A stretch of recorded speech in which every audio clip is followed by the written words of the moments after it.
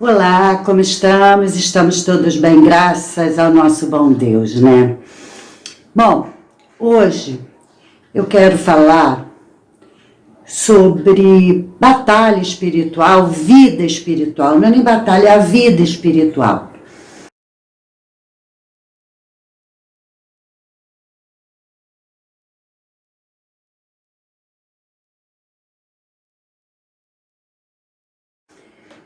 Porque nós temos uma visão um pouco errada sobre batalha espiritual. Nós temos uma visão momentânea sobre batalha espiritual. Quando a gente ouve falar, a gente fala assim: eu tô vivendo um momento de batalha, eu tô dentro de uma batalha. E tem outros que nem acreditam em batalha espiritual. Né? Só que não é bem assim. A batalha espiritual não são momentos, é uma constante. E vamos entender por que isso é uma constante na vida de todos nós, daqueles que acreditam e daqueles que não acreditam. Daqueles que vivem uma vida espiritual e daqueles que não se dão conta que existe uma vida espiritual. Né? Eu vou falar da Bíblia, quer dizer, baseado na Bíblia. Mas não é só na Bíblia, tem muitas religiões, aliás, qualquer religião é baseada na vida espiritual, porque senão não teria sentido de existir religião se fosse só uma vida aqui sem a vida espiritual. Todas as religiões englobam vida espiritual, de alguma forma. E na Bíblia, em Gênesis, nós entendemos alguma coisa sobre essa questão que a gente traz, às vezes, como batalha espiritual. Está em Gênesis, na criação do mundo, está nos profetas, né? Mas a gente vai entender. Eu não vou me apegar a versículos, eu vou me apegar no contexto histórico bíblico, tá?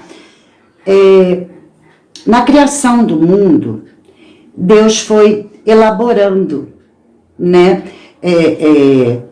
divisão de águas, da terra, do firmamento, né, da terra e do firmamento, da criação do mundo vegetal, mineral, da criação do mundo animal, tá?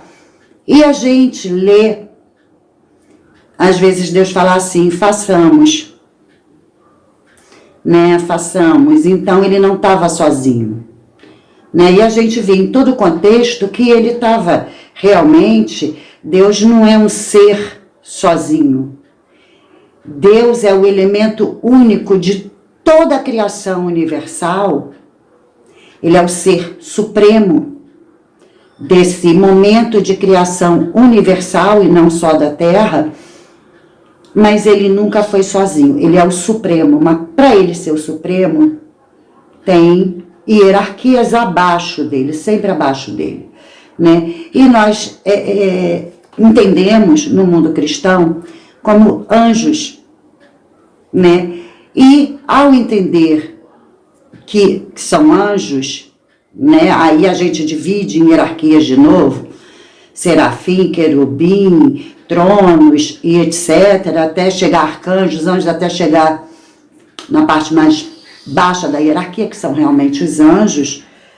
Nós entendemos sim esse mundo espiritual, né? Existe. Esses seres sempre estiveram junto com Deus, estiveram debaixo da supremacia de Deus, e esses seres é o que nós entendemos como espírito. O próprio Deus, né? A Bíblia fala que Deus é espírito e importa que quem o adore em espírito e em verdade. Então, por que eu estou falando isso tudo? Para que a gente entenda que o mundo espiritual existiu antes de nós e vai continuar existindo por toda a eternidade. Independente se nós estaremos na eternidade ou não, e essa é a questão. Dentro dessa construção espiritual, dessa hierarquia onde Deus é o Supremo, 1/3 do que nós conhecemos como anjos, ou entendemos ou chamamos de anjos, houve uma rebelião e 1/3, né, se rebelou contra Deus. Por que dessa rebelião? Né? Porque no momento que Deus foi criar nós, seres humanos, né, ele estava num momento maravilhoso dele. Ele estava como uma criança com a massinha de modelar, né, criando mesmo, criando, sabe, modelando. Ele modelou um bonequinho de barro, como uma criança modela na massinha. E nessa modelagem, ele estava ali tão... Dá para entender isso, porque a Bíblia não fala, foi o momento mágico dele, não fala nada disso. Mas se você pensar nessa cena e você vê uma criança modelando, a gente vê que ele está focado, a criança está focada, está feliz na sua construção, né? E quando ele fez o homem e modelou, foi o momento supremo dele. Por quê? Porque em todo momento da criação, ele falava, haja luz, faça-se isso, faça... Quando ele acabou a modelagem, ele soprou do próprio fôlego, do próprio espírito, do próprio hálito, ele colocou uma essência que era só dele naquele bonequinho. E aquele bonequinho criou vida através do hálito, do sopro, do espírito, direto de Deus. Direto. Foi ele a sua criação direta. Foi o único momento em que ele direciona a essência dele. Foi para o homem, para a criação do ser humano. E aí, lógico, se foi uma coisa muito dirigida, se foi a parte mais direta da criação dele, e a felicidade dele foi tanta que ele dividiu a essência dele, colocando a essência dele, gerou conflitos em alguns seres espirituais. Gerou conflito porque a atenção dele dá mais importância para um bonequinho do que para nós. Ele ama esse bonequinho. E a nós ele não ama. Esse amor puro da criança feliz. Não que ele desame, né? Mas como ele é o supremo hierárquico, existe uma postura que não pode ser só de amor. E para o ser humano foi essa postura de se liberar, se doar no seu fôlego. Então, foi muito amor envolvido. E isso causou uma revolta. A gente tem várias maneiras de se referir ao ser caído, né? Aquele que encabeçou essa revolta. Diabo, Satanás, tem uns até que chamam ele de Lúcifer. Enfim, a polêmica não está dentro do nome, mas na figura, tá? Satanás, o nosso adversário, o nosso e não Deus. E isso já existe uma bagunça, porque muita gente acha que Satanás é inimigo de Deus, ele é inimigo do homem. Porque a gente não pode esquecer que ele é subordinado a Deus. Como que um subordinado pode ser inimigo sem ser destruído? Mas Deus está com a tolerância dele e já está marcado o final disso tudo, né? Que é a polêmica da tal batalha espiritual, tá? Que na verdade não é momentânea, é desde lá. Desde lá, a hora que se revoltou contra a criação de mais amor de Deus, que foi contra o ser humano, caiu e tentou o ser humano lá no Éden para fazer ele tirar o direito da presença direta de Deus. Todos os ataques é direcionado ao ser humano e não a Deus.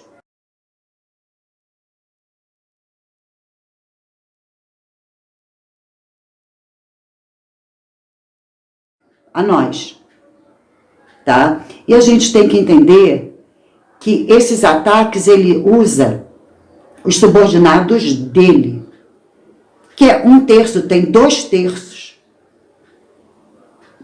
2/3. que ainda continuam junto com Deus, glorificando a Deus e ajudando a Deus a mandar mensagem, a nos proteger, a nos socorrer na hora que é preciso, né? Nós devemos adoração, louvor só a Deus. Mas Deus usa os seus anjos, e a gente vê isso várias vezes na Bíblia. Os anjos atuando em favor do homem em nome de Deus. Como é em nome de Deus, a gente tem que agradecer e adorar a Deus. E é isso que nós entendemos ou devemos entender como verdadeira batalha espiritual. O tempo inteiro, Satanás e os seus nos atacando e aqueles, em nome de Deus, combatendo eles e tentando nos ajudar, combatendo, confrontando, né? Daniel, quando orou a Deus, o anjo demorou, e quando ele falou, poxa, mas por que você demorou? Ele, porque eu tive que chamar Miguel, porque o anjo do mal lá, se eu não me engano, da Pérsia, não queria deixar. Então, né, é o tempo todo isso. Em Daniel a gente vê até esse diálogo. Não, peraí, houve demora porque estava rolando a batalha para eu não chegar aqui. É o tempo todo isso, não é um momento. Não é um momento.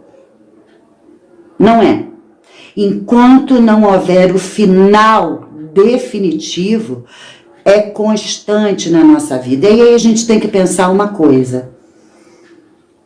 Os seres espirituais, anjos caídos, anjos sem luz e anjos com luz, anjos, espíritos. Eu quero usar esse nome porque a batalha é espiritual. Espíritos. Não dormem, não comem, não namoram, não procriam, não se divertem, não têm horário de lazer, não tiram férias. Então,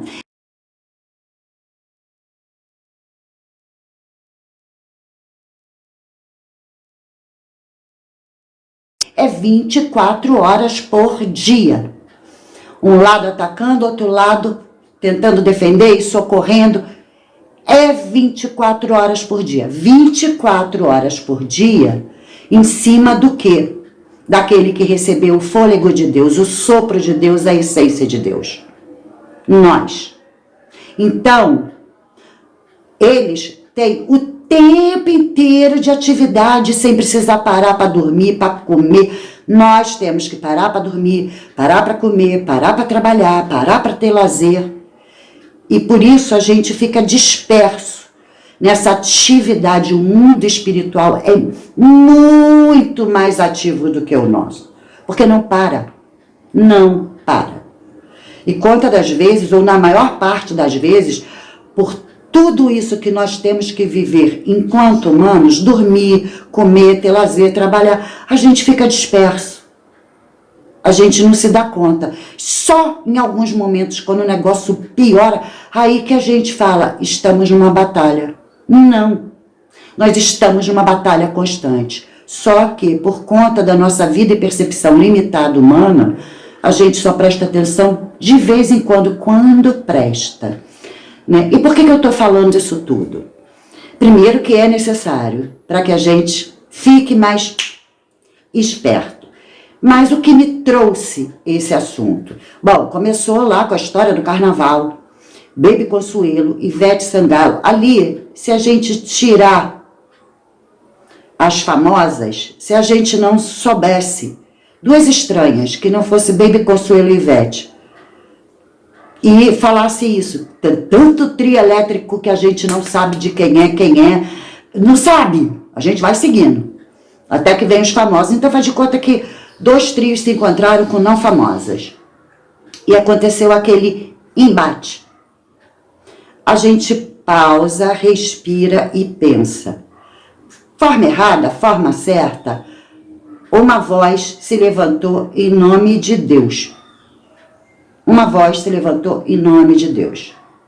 Prepare-se, o Apocalipse está chegando. Tá? Olha, o Apocalipse está chegando. Procure o Senhor enquanto se pode achar. Veio da parte de quem? Só pode ser de Deus. o outro não daria um recado desse. Ao contrário, quando essa voz tomou uma boca para dar um recado de uma maneira tão repentina, momentânea, e a própria falou que ela não esperava isso, ela estava ali de boa, elas não são inimigas, são amigas, e de repente ela mesmo fala, escutou um negócio, fala, quer dizer, ela foi tomada, tá? Para um confronto. Prepare-se, procure o Senhor enquanto você pode achar. O outro lado do inimigo se levantou e falou, eu não vou deixar. Aí falou absurdos, né? Vamos macetar, o macetando de Jesus. Virou um negócio horroroso. Uma batalha que todos nós presenciamos. E a maioria não percebeu que aquilo era uma batalha ao vivo e a cores do mundo espiritual. Tinha um ser envolvido da luz e um ser envolvido das trevas ali, se confrontando. Depois ainda ficou um pouquinho pior, né, quando houve incidentes que poderiam se tornar acidentes horríveis. Eu até falei no meu último vídeo, olha, foi só um se liga, foi só um alô. E, como eu falei, foram duas pessoas, não interessa, a gente não tem que defender pessoas ou atacar pessoas, a gente tem que orar por pessoas. Foram usadas, viraram instrumentos de espíritos, de anjos e demônios, que é como a gente chama os espíritos malignos, tá? Ou os espíritos conduzidos por Satanás. Aquilo ali foi só uma amostra grátis.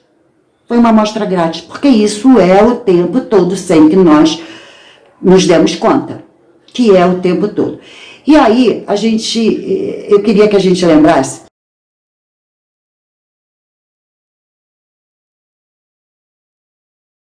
né? Eu trago à tona aqueles desenhos antigos que não passa mais na televisão, do Pica-Pau, do Tom e Jerry. Eu lembro mais desses, do Pica-Pau e do Tom e Jerry. Aparecia, vez ou outra, né, eles com um diabinho de um lado e um anjinho do outro, falando. Mas quem estava no controle é quem estava no meio dos dois. Esse era o controle. E esse é que decidia a quem ouvir. O que é isso? Batalha espiritual. E o desenho retratava o que a gente vive, com pensamentos que a gente fica se perguntando de onde que veio isso, de onde que eu tirei essa ideia. Às vezes é de um lado, às vezes é do outro. Mas muitas das vezes a gente toma susto com a gente, com o que a gente pensa, com o que a gente fala, e percebe que não veio diretamente do que a gente pensa, do que a gente acredita. Então, são flash do mundo espiritual nos utilizando, como nos desenhos, para derrubar ou para levantar. E a gente não está muito ligado. E aí é que eu entro na questão, né? Começou essa história para mostrar que é uma constante a vida espiritual, para passar um recado, e cada um que se posicionou nas redes sociais, que preste atenção em que posição tomou. Se é do lado do macetar ou é do lado do se preparar, isso é de cada um. Nós temos o livre-arbítrio, mas que precisa ficar claro, isso é uma batalha e nós estamos no meio. Cada um está com essas duas vozezinhas para decidir qual vai ouvir, como nos desenhos animados, né? E aí eu quero falar com um lado que se diz do lado do bem, dos não caídos, dos anjos de Deus. Será que realmente nós estamos atentos?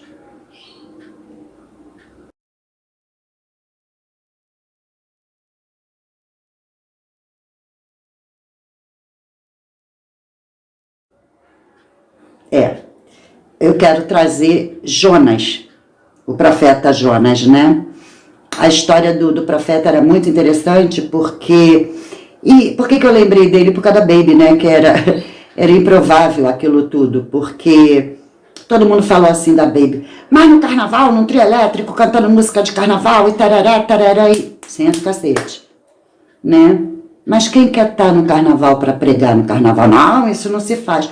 Mas foi mais ou menos essa proposta que Deus fez ao profeta Jonas. Vai lá para Nínive. Era um povo que vivia um carnaval eterno, vamos colocar assim, tá? Era aquele povo que estava vivendo um momento, carnaval de Salvador. Mais ou menos isso. E não era no carnaval, era o tempo inteiro. E Deus mandou ele lá. Ele falou, aquele povo, eu me meter lá, e eu falar para essa gente, mas de jeito nenhum. Que foi aqueles que se dizem, né, adoradores de Deus, da parte, junto com os anjos, mas que tem essa postura. E Jonas quis meter o pé e entrou no navio, né? Só que aí Deus veio, deu aquele se liga aqui, igual que deu no carro da Ivete, né? E todo mundo começou a se desesperar. Todo mundo. E cada um começou a clamar ao seu próprio Deus. Percebe? Cada um buscou, clamou, lembrou, quis trazer o seu próprio Deus para o problema. Sabe o que Jonas estava fazendo, gente? Ele viu o sururu, ele foi lá para o fundo do porão do navio e foi dormir. Ele foi o único que não clamou ao seu próprio Deus. Deus. Aqueles lá do Carnaval de Salvador, a hora que se apavorar, vai gritar por qualquer um. Mas aquele que se diz da parte de Deus está dormindo. Como Jonas, somos nós que não falamos. Não quero saber desse povo. Nós somos santinhos de igreja. Eu só frequento o meu clubinho, que eu chamo de igreja. Não, porque é frequentar clubinho, gente. Igreja não é o templo, não é a localização que você vai uma vez por semana para encontrar os amiguinhos e ser puro. Não! Igreja é a noiva de Cristo, é o corpo de Cristo na terra e ele é o cabeça, é ele que rege. E nós temos que ser o corpo de Cristo 24 horas por dia. Porque é assim que é no mundo espiritual para formar essas batalhas. Então, gente, esses que só vão para a igreja falar amém, glória a Deus, para palavras bonitinhas, para beijar só o irmãozinho que está ali e falar Jesus te ama, paz do Senhor, Deus te abençoe. E sentar o cacete no povo de Nínive, não está fazendo o papel de corpo de Cristo. Não está cumprindo a ordem que Jesus deixou do ide. Não está enxergando a batalha espiritual. E tem muitos que enxergam, esses dos clubinhos, eles chamam de igreja. Mas é clubinho. É a turma do oi. Oi! E eu até vou falar um pouco sobre essa visão que a maioria tem de igreja. Eu não estou sentando pau na igreja não, tá, gente? Eu estou sentando pau nos frequentadores que dormem no porão. E foram chamados para serem profetas e não estão sendo.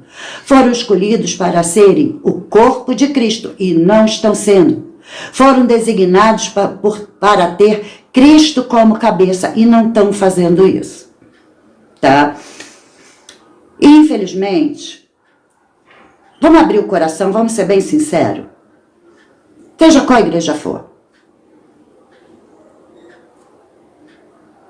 10% está ali em verdadeiro louvor e adoração para buscar o Senhor, ver o que o cabeça tem para nos dizer, nos alimentarmos da palavra dele, botarmos nossas orações no altar dele e buscar sinceramente. Essa é a verdade, 10%. Os 90% restantes, 70% estão ali para se sentirem pertencidos. O ser humano precisa de se sentir pertencido. Eles precisam do pertencimento. Então, as pessoas que não têm muitos amigos por aí, São pessoas muito problemáticas, que são fechadas e que se sentem meia por baixo, meio inúteis, meio... Ali se acham. E aí vão para a igreja para buscar os amigos, para serem acolhidos, não digo que não tem que ser acolhido não, mas não é só isso. O acolhimento é para levar ao altar de Deus e não para ficar no colo de alguém. Entende? O acolhimento que a gente tem que ter era direcionando para Deus. E não para a gente ser amiguinho, irmão, e que bonitinho, então eu vou lá porque, né, povo, todo mundo me abraça, todo mundo me beija, e durante a semana a minha vida continua sendo aquela, sem transformação, sem o acolhimento sincero do espírito. Tá? Então, 70% está fazendo a igreja de clubinho do Oi. É pertencimento. Eu sou membro desse clube. Faça parte você também. E 20% são aqueles que estão ali pelo meu eu, é o contrário. Eles são os ídolos, eles são os famosos, eles são os queridos. Né? Nossa, irmã, você é maravilhosa. Adoro te ouvir. Você e o ego da irmã. Meu irmão, você canta para que voz maravilhosa. E ó o ego do irmão. Ego, massagem no ego. É que vai mais além do só pertencimento. Eles não querem ser pertencidos, eles querem ser adorados, reconhecidos, idolatrados. Estão lá também. Então fica assim, 70% para pertencimento, 20% para auto-idolatria e 10% fazendo o trabalho. É por isso que no meio cristão nós costumamos chamar a igreja de hospital, porque é um grande hospital. E como qualquer hospital, 90% são pacientes que entram e saem, cada um na sua gravidade, e 10% são os que operam no hospital, os funcionários, o médico, aí se divide. Médico, enfermeiro, técnico de enfermagem, aquele técnico de instrumentador, de cirurgia e faxineiro, tudo. É 10% do hospital, que são os funcionários. 90% são pacientes, assim é a igreja. Mas a gente não precisa, tá, passar o tempo todo assim. Por quê? Porque muitos pacientes que passaram por hospitais gravíssimos, ou nem tão grave assim, um dia se tornaram médicos, enfermeiros, instrumentadores, se tornaram, né? Todos eles, todos que estão lá um dia precisou passar por um hospital. Eu digo de funcionários, né? De operadores diretos, todos passaram por um hospital. E essa é a função da igreja, é um hospital. Mas a função é que todos que estão ali passaram por tudo de um hospital. Então, por que não continuar aqueles que estão chegando, serem acolhidos para ser depositado no altar, para que faça parte do corpo verdadeiro, operante, né? E como é que a gente faz isso? Não é brincando de Jonas, não é pescando em aquário, porque tem muita gente que pesca em aquário, aliás, a maioria que quer pescar em aquário, Ruth, é assim, eu sou da igreja X, meu amiguinho é da igreja Y, eu quero, desculpa, que meu amiguinho venha para minha igreja para eu dizer que trouxe uma alminha para minha igreja. É pescar no aquário, gente. Aquele peixe já foi pescado, por isso que está dentro do aquário. Vai pro marzão, joga a rede. Não deu peixe, né? A história que a gente tem de Jesus com Pedro, não deu peixe, joga do outro lado. Ah, mas Jesus, a gente já pescou a noite inteira, mas joga do outro lado. E eu vos farei pescadores de homem, não pescadores de aquário. Quem está no aquário já foi pescado. Não é para ficar trocando. Não é para tirar de uma igreja e para outra. Não.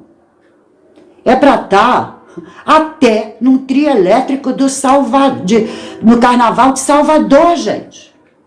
E que muitos se escandalizaram. É até para isso.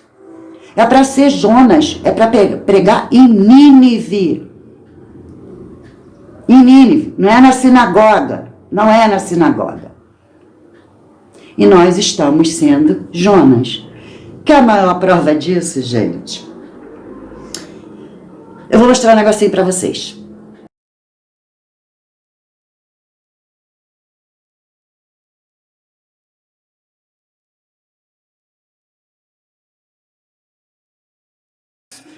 Call it in the air. Tails is what I be kicking. Yeah, let's just go with tails. Would you like to kick or receive the Bible? I will receive. Tom wins the toss, chooses to receive the Bible.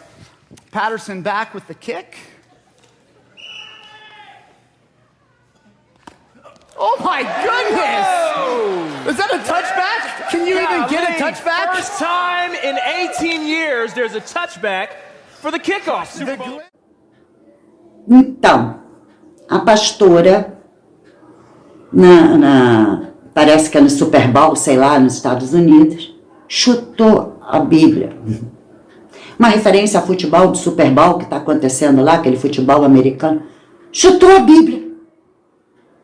Ah, mas a intenção é lançar, como a estreia do Super Bowl, lançar a Bíblia para o mundo, chutando.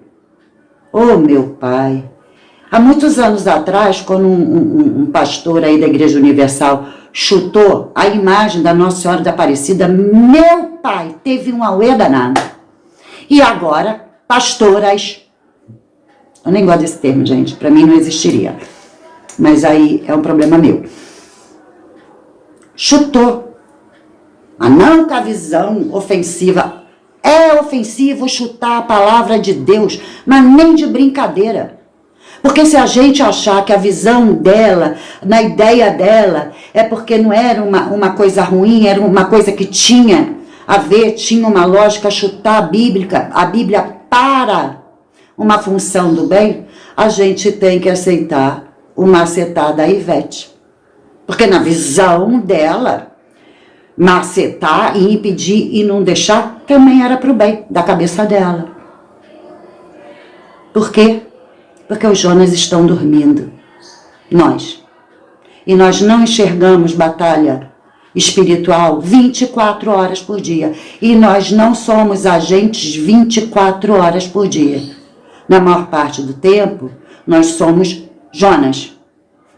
Ou fugindo, ou dormindo na hora de clamar ao seu próprio Deus. É mais ou menos isso, gente. Eu quis trazer essa palavra para que vocês repensassem a nossa postura.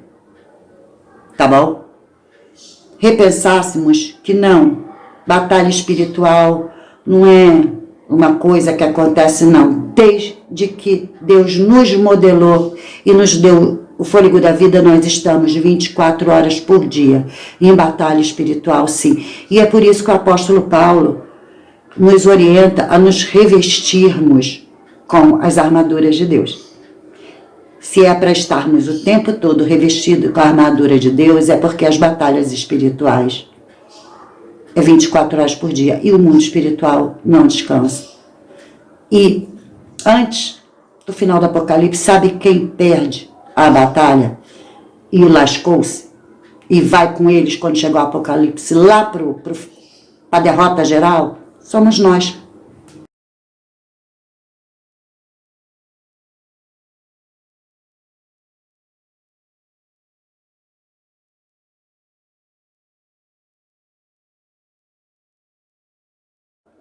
O inferno não foi feito para os homens, foi feito para o diabo e seus anjos, aqueles que se rebelaram.